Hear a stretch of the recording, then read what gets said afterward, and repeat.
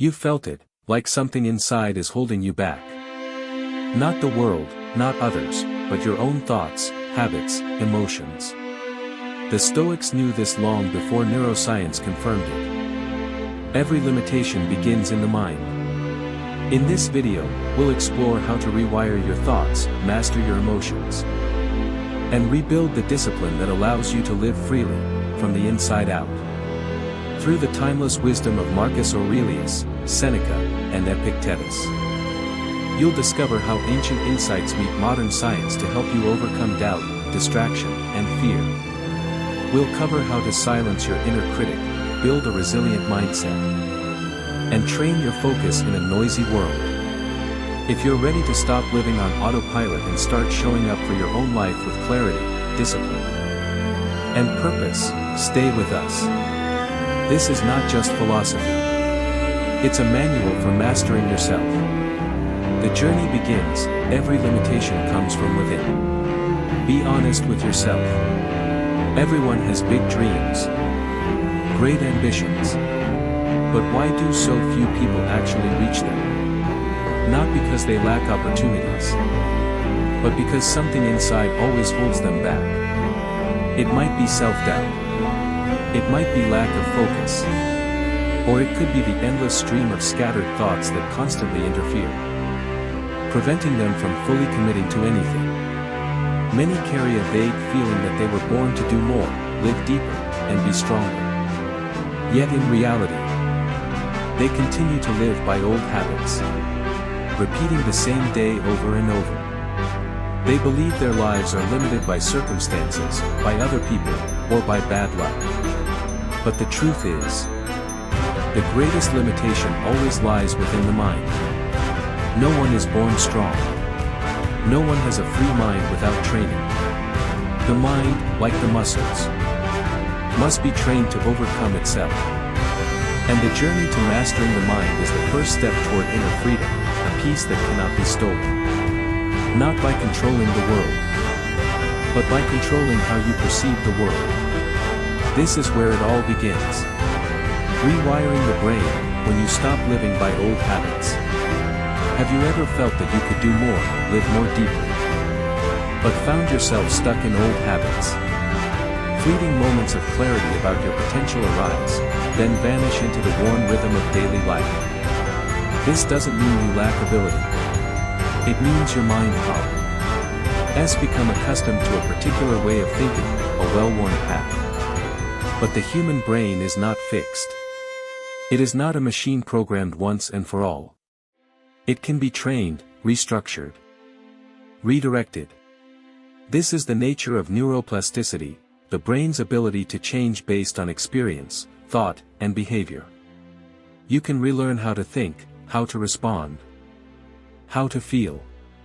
You can create a new version of yourself from the same old nervous system. The Stoics knew this thousands of years ago. They believed we cannot control the world, but we can master our thinking. Marcus Aurelius once wrote, "Your mind will take the shape of what you frequently hold in thought."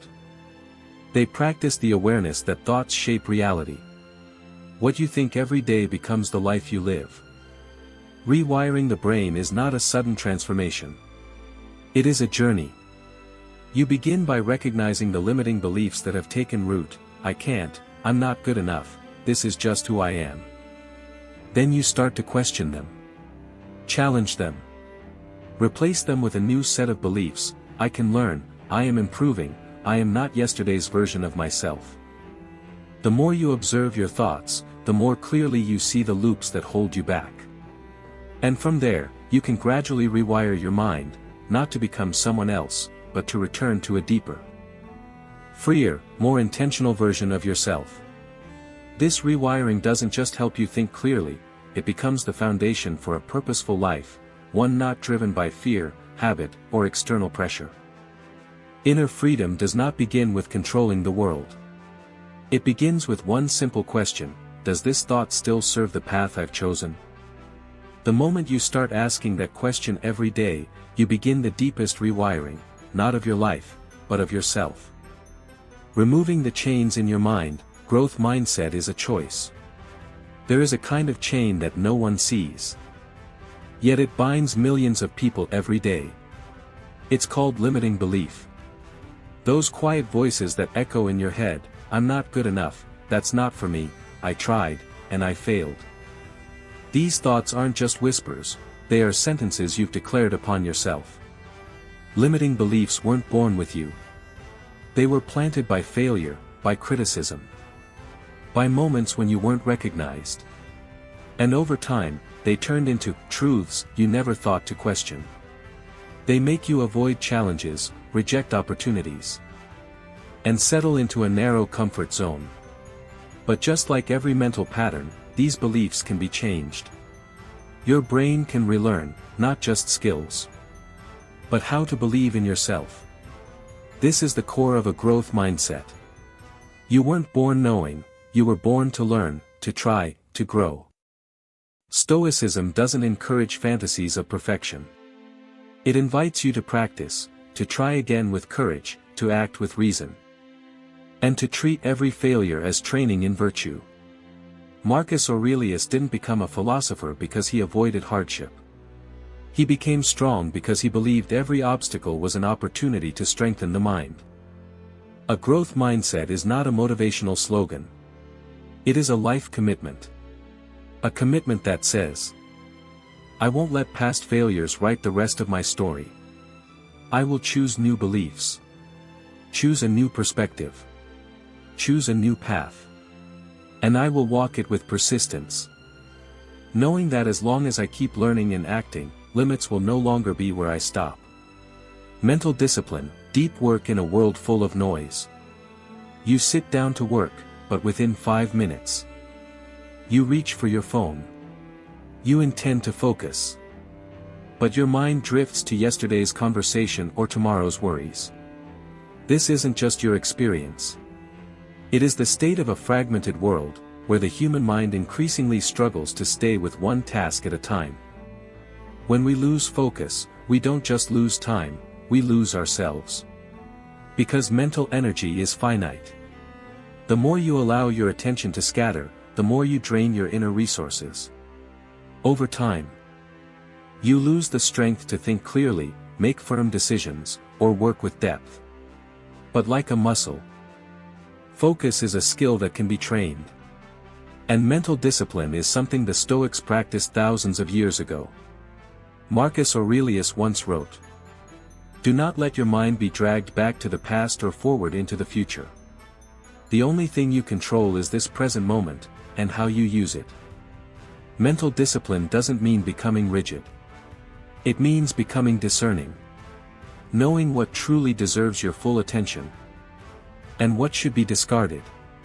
It is the ability to return to the present, to the task at hand, to the goal you've chosen. Not because someone is pressuring you, but because you understand the value of each focused moment. Focus doesn't just help you get more done. It helps you live more authentically. Because only when you are fully present in what you do are you no longer controlled by the outside world. And in that moment, you begin to feel a kind of inner freedom, not from doing less, but from knowing what's worth doing, and giving it your entire mental strength. Pause before emotion. Emotional intelligence begins with observation. Sometimes, a single comment is enough to make you lose your temper. A glance, a remark, an unexpected event, and emotions flare up.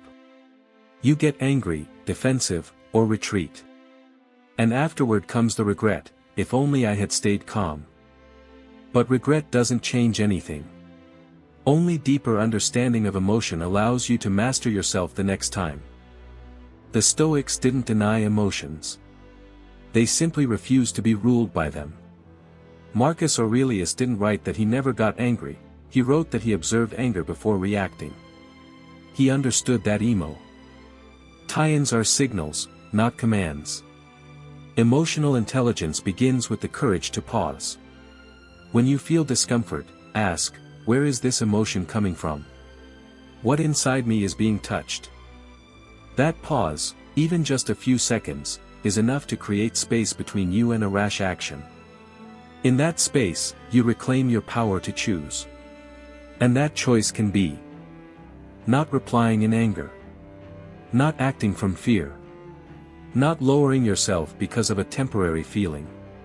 When you practice this long enough, you'll come to see a deep truth: emotions come and go. But your actions remain, and they shape who you become. Emotional intelligence doesn't make you weak. It makes you stronger, because you are no longer a victim of reaction. You become a mindful observer.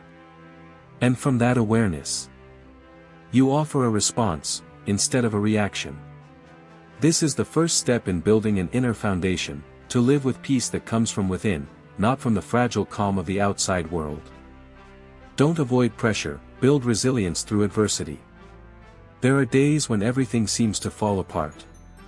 Work becomes a mess. Relationships become tense. The things you counted on don't go as planned. And you feel exhausted, wanting nothing more than to escape it all. But running away doesn't make the pressure disappear. It only makes you weaker every time you return. The Stoics understood one thing clearly: adversity is not the enemy. It is the environment in which you build resilience. Seneca once wrote, "Difficulties do not crush the soul, they offer us a chance to show how strong we are." In a world full of uncertainty, you cannot expect an easy road. But you can always choose how to walk it, with a readiness to face what comes, instead of fear. Pressure is a test for the mind. It forces you to choose. To react or to reflect, to blame or to learn. And that choice defines who you are. When you face challenges instead of avoiding them, you begin to build endurance, not through numbness, but through the understanding that you have what it takes to get through and grow from it. When adversity strikes, stop and ask, what is the lesson here? Maybe you need more patience. Maybe you've placed too much hope in what's beyond your control. Maybe you've forgotten the inner strength you've been cultivating. Whatever the answer, that reflection helps you grow. Resilience is not about never falling.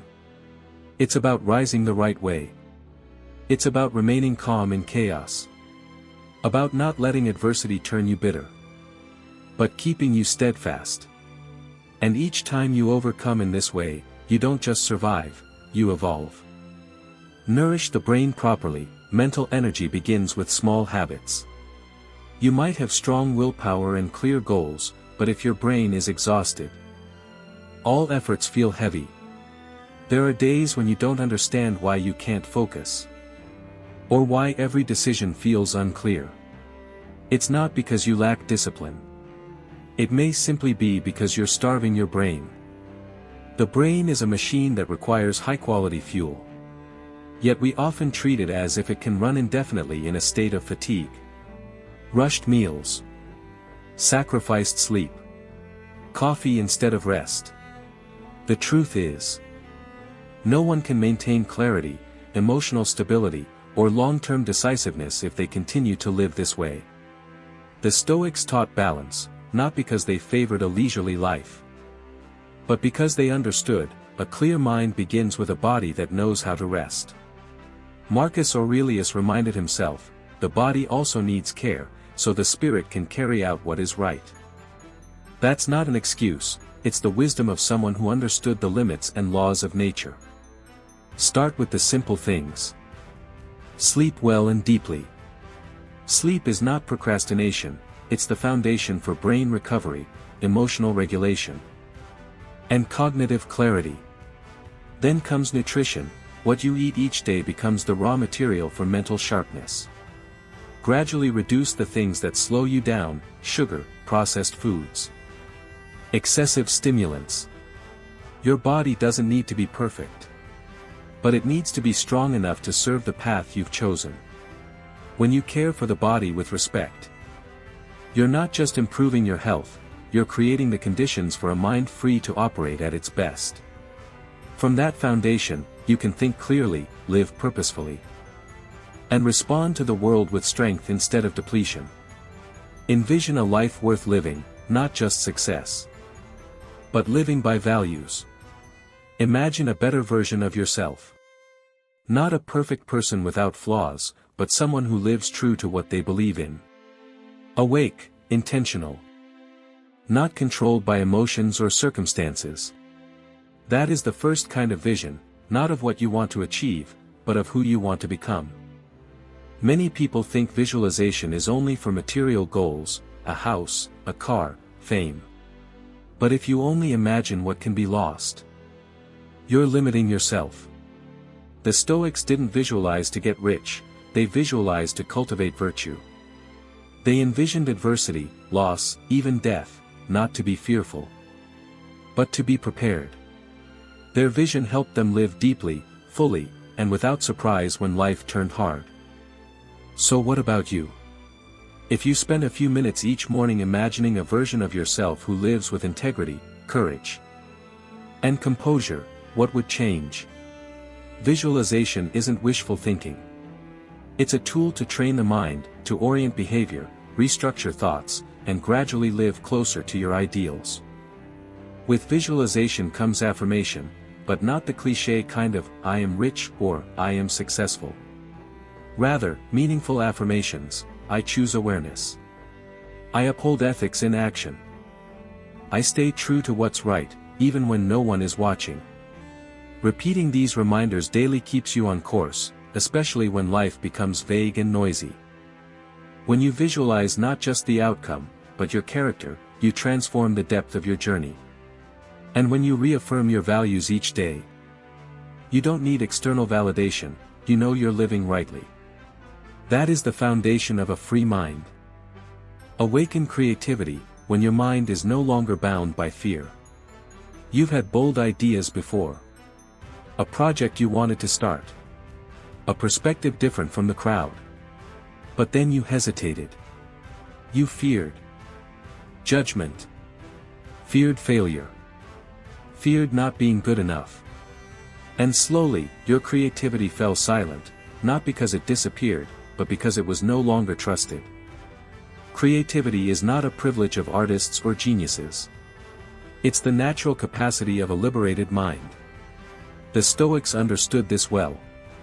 They practiced clarity of thought.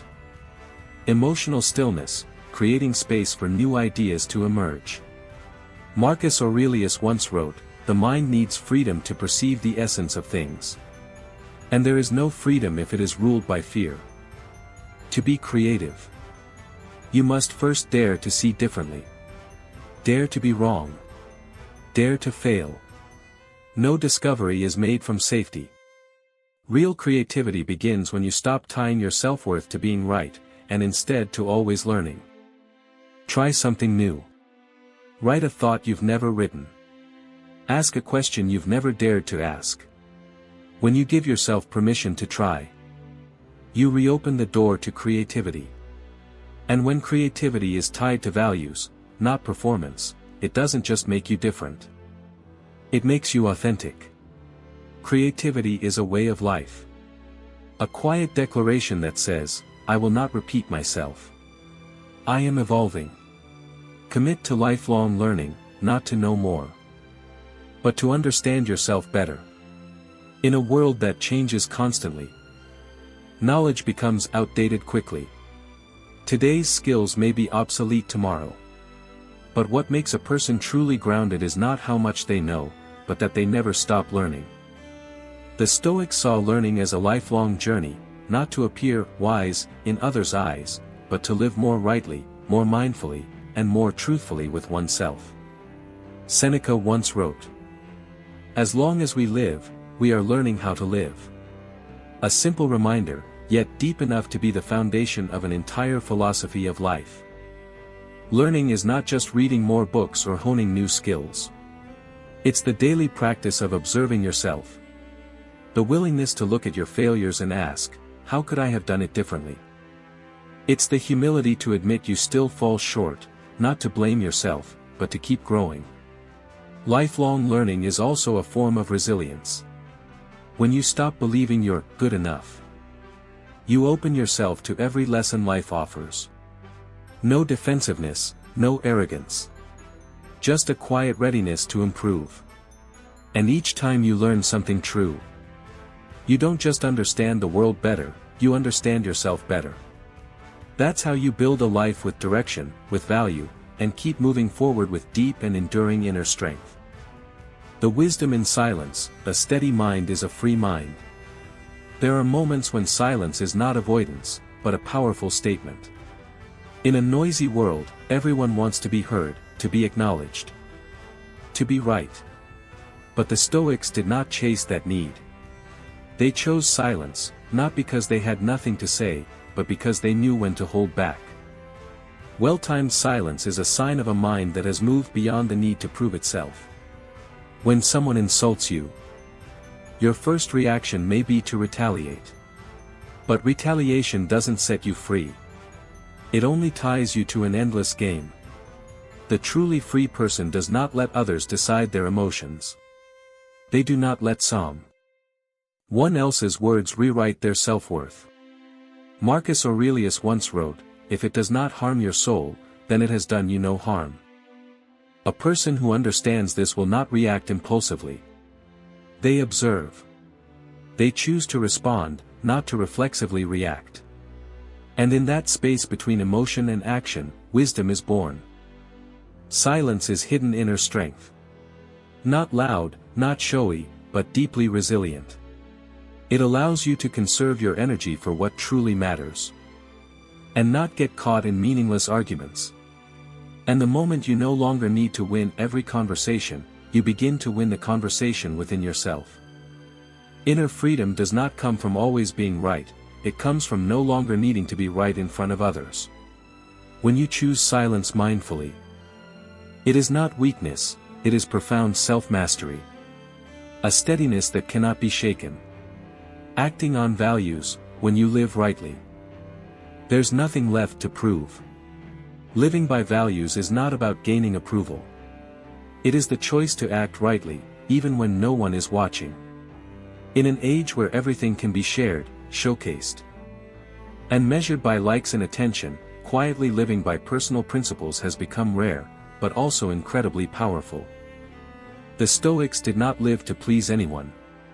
They acted based on a clear set of values: integrity, courage, temperance, and reason. No need for praise. No need to be understood. All they needed to know was this: what I am doing is right. And that was enough for their minds to rest in peace. Marcus Aurelius reminded himself each morning, "Today, you will meet selfish people, ungrateful people, arrogant people, but do not let that cause you to lose your virtue." Because he knew, the world did not have to be ideal for him to live by his ideals. Acting on values is a form of ultimate freedom. You are no longer governed by praise or blame, wins or losses, or the opinions of others. You live like a rock standing firm in a flowing stream. The wind may blow, the waves may crash, but you remain unmoved, not out of stubbornness, but because you know what you are standing on. When you live in alignment with your values, you no longer need to prove yourself. You don't need to speak much, explain much, or react to shallow judgments. Your consistency in action will speak for itself.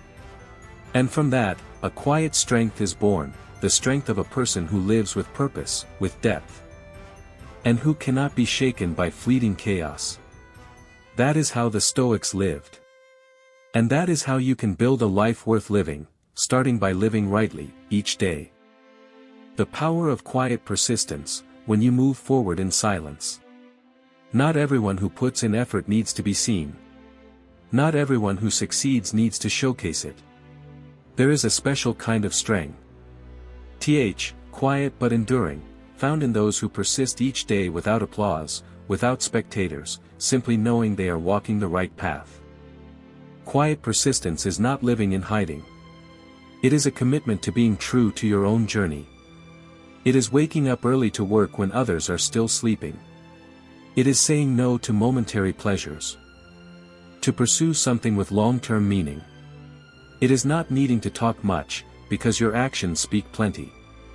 The Stoics did not measure the worth of a day by how many times they were praised, but by how many times they did the right thing. Marcus Aurelius didn't write to be published. He wrote to keep himself on the path. Seneca didn't speak to impress. He shared to show others that life would be lived differently, with resilience, depth, and freedom. Quiet persistence helps you get through times when there are no results, no support, no one walking beside you. Because you know that real transformation doesn't happen overnight. It happens bit by bit, step by step, through small actions repeated long enough to become true strength. When you live this way, you are no longer easily swayed by external events.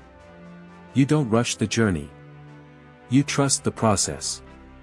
And that trust becomes the energy that keeps you going, quietly but steadily. Humbly but without stopping. And one day, when others are surprised by who you've become, you will smile, not because you're surprised, but because you know, you've been quietly planting seeds. In silence, for a very long time. The end, freedom doesn't come from having everything, but from needing nothing. Many people believe that freedom means being able to do whatever you want. But to the Stoics, true freedom means no longer being controlled by what you think you need, praise, recognition, success, or fleeting emotions. Inner freedom does not come from controlling the world. It comes from controlling how you respond to it. When you no longer let circumstances define your worth.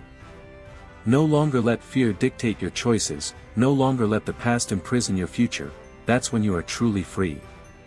That freedom is not loud or dazzling. It is quiet. Like someone who knows who they are, knows where they're going, and doesn't need the world's approval to feel grounded. It is the final destination of the journey of inner training. When you have nothing left to escape, and nothing left to prove. What remains is clarity. And a deep peace from within. And if you've made it this far, it means a part of you truly longs to live a deeper life, unmoved by chaos, untouched by noise. Unburdened by the need to please others. The journey of mastering your mind and living by your values is not an easy one. But it is the most worthwhile journey of all. Because at the end of that road, you will not only become stronger, you will finally become freely yourself.